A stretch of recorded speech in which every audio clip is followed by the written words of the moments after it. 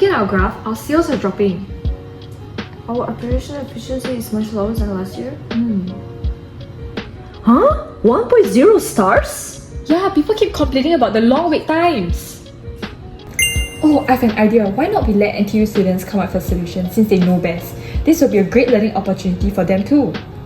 Oh, something like a hackathon? That's right.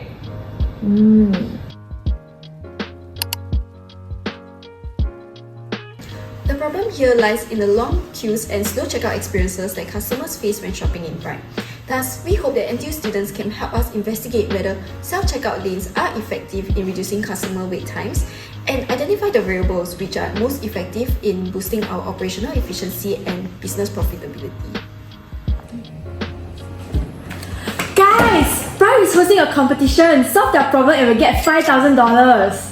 $5,000? Huh? So much ah! Yeah! Let's do it!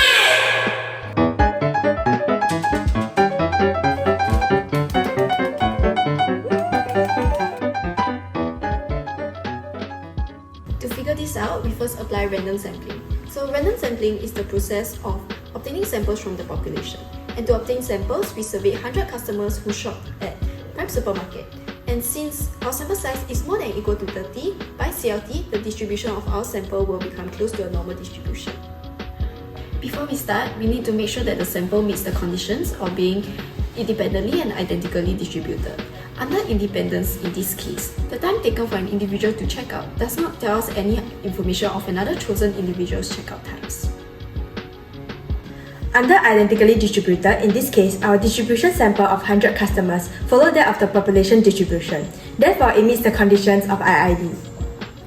Using one-tailed test in hypothesis testing, where mu1 represents the average wait time for traditional checkout and mu2 represents the average wait time for self-checkout, our null hypothesis is that the average wait time for traditional checkout is less than self-checkout, and the alternative hypothesis is that the average wait time for traditional checkout is more than self-checkout. Under the t-test, we found out that the p-value is less than the significance level of 0.05 and the average time taken for traditional checkout is higher than self-checkout. Hence, at a 95% confidence level, the p-value is less than the significance level of 5%, and therefore we reject the null hypothesis and conclude that self-checkout is effective in reducing customer wait times. Now I'll be bringing you through our regression analysis. To start off, our dependent variable would be checkout wait time, which is what we're trying to reduce here. Moving on to our independent variables, the first variable is the number of items to be checked out.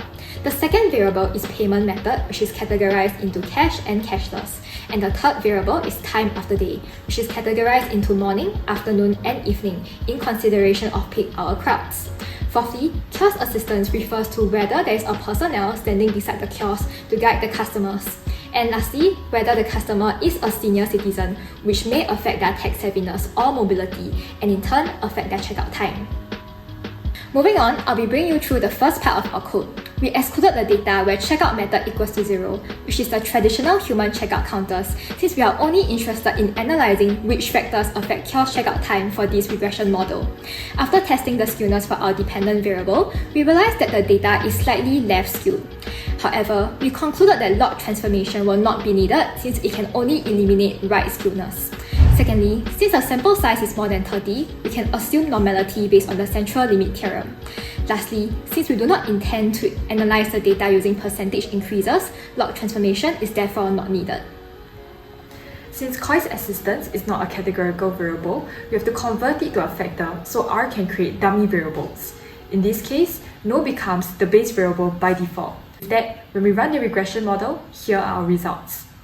Firstly, the adjusted R-square is 68.8%, meaning that this percentage of the variation in wait time can be explained by the model, and generally there is a good model fit. The remaining 31.4% could be due to other unmeasured factors such as staff efficiency, bagging time, etc.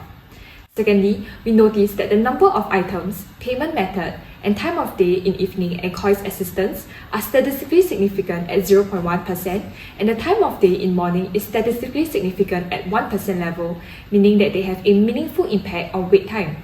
On the other hand, senior citizens are not statistically significant even at the 10% level, meaning that they do not have a meaningful impact on the variation of wait time. Hence, we will be excluding this variable in our linear equation. This brings us to our final regression model, and here are our practical findings. We find that based on the beta coefficient, the more the items, the longer the wait time. We also found that cashless payment saves times and is the biggest time saver among all the tested variables. Our findings also reveal that evening has the longest wait times and staff support reduces overall wait times. Based on our regression findings, we have come out with 3 improvements that could be adopted in SoulSpine. First, we recommend encouraging cashless payment by offering incentives like discounts or loyalty points for customers who use Pay Now cards or e-wallets. Next, during peak evening hours, we propose increasing staff presence to assist customers with cashless methods and manage queues effectively. Installing help available indicator lights on kiosks will further enable staff to quickly respond when customers need assistance. For long-term improvement, we suggest adopting RFID-powered checkouts inspired by Uniqlo's model, which has reduced the waiting time by up to 50%. Implementing RFID technology at Prime Supermarket can similarly streamline checkout, boost customer turnover, and enhance profitability. By combining these 3 solutions, we create a strategy that is both practical and future-ready. It's grounded in secondary research and effectively balances immediate improvements like promoting cashless payments and increasing self-support with the long-term innovations through RFID technology. The goal is clear: to ensure smooth operation, happier customer, and ultimately stronger business performance and profitability.